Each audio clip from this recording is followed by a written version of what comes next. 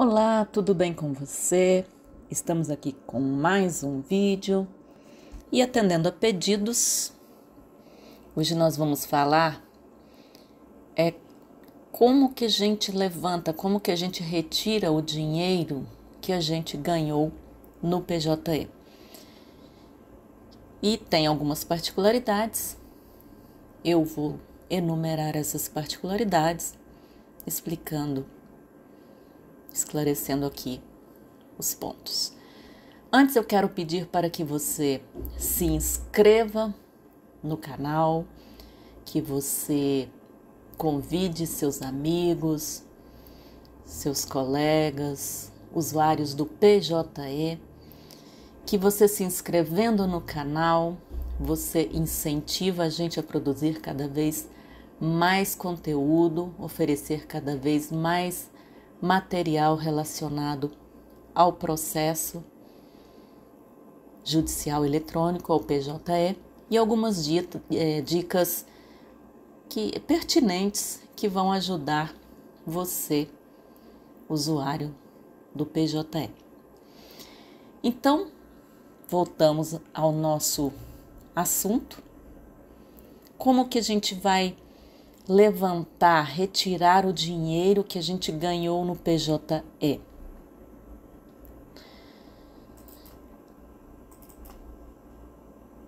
Aí eu enumerei 2 pontos aqui. Quando a parte requerida, a parte que tem que realmente pagar ou depositar dinheiro lá no PJE para a gente receber, quando essa parte for um ente privado e quando essa parte for um ente público. São os 2 pontos que tem que se ter atenção. Quando for um ente privado, claro, é um processo bem mais simples. Quando for um ente público, tem mais particularidades, é mais burocrático. Então, quando for um ente privado, uma pessoa, o que é o ente privado? A pessoa física ou jurídica, né? A pessoa normal, a pessoa natural ou uma empresa privada, normal. Então, vamos que o processo já correu lá, eles vão e fazem um depósito nos autos, tem dinheiro nos autos, a condenação já foi depositada no processo. Aí, eu coloquei aqui um modelo, é mais ou menos isso aqui, eles vão lá e fazem um depósito judicial no processo. O respectivo tribunal trabalha com um determinado banco e que disponibiliza para que sejam feitos depósitos judiciais vinculados ao nosso processo. Aí a parte que tem que fazer esse depósito vai lá e faz uma guia lá, puxa uma guia via sistema, faz o depósito judicial e comprova lá no nosso processo. Comprovou isso aqui, o depósito, comprovado o depósito judicial no processo, a pessoa, o advogado da parte vai fazer uma petiçãozinha simples pedindo a liberação deste valor. Vai indicar dados bancários do advogado, ou da empresa de advocacia, ou da parte, ou de ambos, né? Se tem honorários e valores da parte, se quer que sejam emitidos alvarás separados, que seja peticionado lá no processo, que façam 2 alvarás, se for o caso. E eu até acrescentei aqui que tem que pagar e comprovar no processo a taxa de expedição do alvará, porque tem tribunais que cobram essa expedição do alvará e tem tribunais que não cobram. E quando não quando o processo não tramita pela gratuidade de justiça, quando a parte não está amparada pela gratuidade de justiça, não deve-se fazer, eles cobram uma taxa para expedir este alvará. Então, deve ficar atento a todos esses dados. O advogado pede, esse processo vai concluso e o juiz vai determinar que seja expedido o alvará judicial. A secretaria vai expedir esse alvará judicial. Aqui eu tenho um modelo deste alvará judicial. Vai mudar de tribunal para tribunal, mas é um documento judicial determinando que se levante o depósito judicial que está lá, vinculado ao processo. Aqui vem os dados de processo, dados de conta, para quem que vai ser depositado. Geralmente o próprio tribunal remete isso para o banco e o banco já faz a transferência desse valor. Se não for este o caso, a secretaria vai expedir esse alvará, o juiz vai assinar, nesse caso aqui assinou eletronicamente, PJE, e disponibiliza este documento para se fazer o download, e o próprio advogado à parte vai lá, apresenta isso aqui no banco, o que dá direito a levantar o valor aqui estipulado que está lá no processo.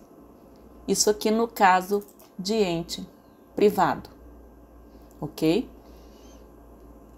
Foram lá e fizeram o depósito judicial, o advogado pede a liberação do valor, o juiz determina a expedição do alvará judicial, expede-se o alvará, ou a secretaria manda direto para o banco, ou o advogado retira, vai lá e apresenta no banco e saca esse valor. Ou transfere para a conta, dependendo do caso.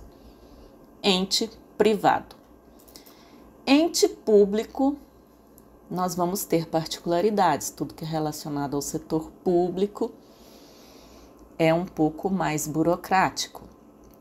Então, a parte réu, requerido, a parte que tem que depositar lá no processo para a gente, se for um ente público, município, estado ou a União, a parte federal, ou qualquer uma das suas autarquias, empresas públicas, que tenha caráter de entidade pública, autarquias. Por exemplo, o INSS é uma autarquia federal, vai incluir aqui entre União e Federal, empresas de água, de fornecimento de água, geralmente são autarquias municipais, empresas públicas, tipo banco estadual, banco federal, tipo a Caixa é uma empresa pública federal, Tem estados que têm bancos estaduais, ou empresas ligadas ao estado, que tem caráter público, vai ser incluída aqui tudo como ente público. Aí o processo lá chegou no final, houve o cumprimento de sentença, houve acordo. Se houve acordo, o juiz vai homologar esse acordo e determinar que seja expedido um RPV ou um precatório.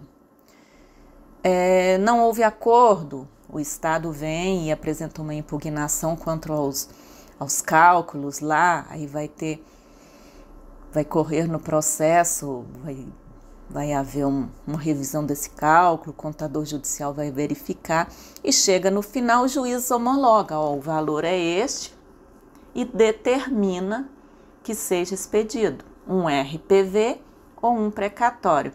Ou seja, o Estado não vai lá e deposita já o dinheiro, a gente tem que vai ser expedido um documento para que o Estado, a partir daí, deposite esse valor devido para a gente.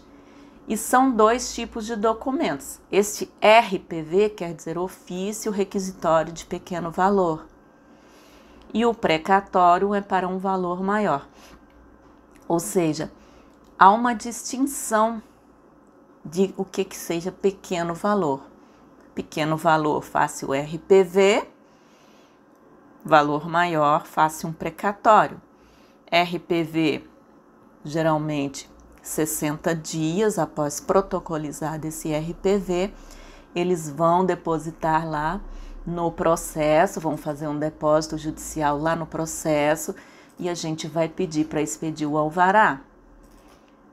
O RPV, 60 dias para eles fazerem esse depósito.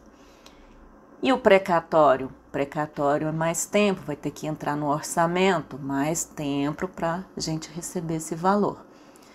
E o que é pequeno valor? Eu coloquei aqui definindo. No âmbito federal, hoje está definido que pequeno valor são valores até 60 salários mínimos. Por exemplo, INSS, valores devidos até 60 salários mínimos. Se for maior que isso, vai passar a ser um precatório.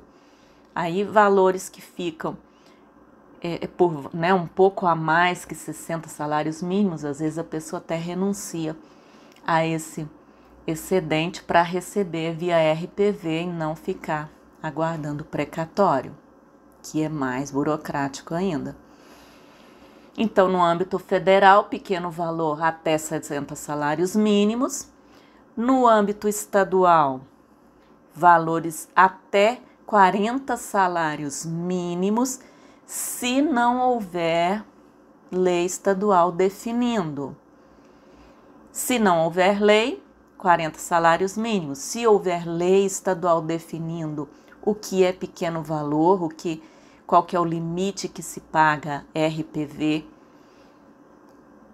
em âmbito estadual, então se tiver lei definindo isso, vai valer a lei estadual. Se não tiver, 40 salários mínimos. E no âmbito municipal, até 30 salários mínimos, também na mesma situação, se não houver lei municipal que defina este valor. Geralmente, cada estado e cada município já definiu os seus limites do que é pequeno valor, tá? Então, deve ser verificado. Um exemplo aqui, no caso do estado de Minas Gerais, é definido 4.723 unidades fiscais do estado de Minas Gerais. Isso hoje está valendo aqui em torno de, exatamente a R$ 22.530,13. Então, até isso aqui é RPV, passou disso aqui, passa a ser precatório. Então, o estado de Minas definiu isso aqui. Cada estado, eu imagino que a maioria dos estados já tenha definido isso aqui, porque aqueles limites lá de 40 salários mínimos foi definido pela Constituição de 88 e ficou pendente das regulamentações de cada estado e de cada município, né? A nível municipal, deve ser verificada a legislação daquele município. Se algum município te deve alguma coisa, você tem que verificar lá qual que é o pequeno valor dele, qual que é o limite para que se pague via RPV ou via precatório. Eu vou montar, a gente aqui vai montar um vídeo para definir e explicar com mais detalhe sobre o RPV e sobre o precatório. O RPV é bem mais simples e o precatório é um pouco mais complexo e mais demorado também o seu pagamento. Mas vamos encerrando esse vídeo para não ficar muito grande. Se inscreva aí no nosso canal, deixe o seu like, deixe o seu comentário, indique o nosso canal para mais usuários, para o nosso canal crescer e atender cada vez mais o pessoal que utiliza o processo judicial eletrônico. Espero que você tenha ficado claro aí a parte do levantamento de valores que tenham sido depositados no processo judicial eletrônico. Então, até o nosso próximo vídeo. Até lá!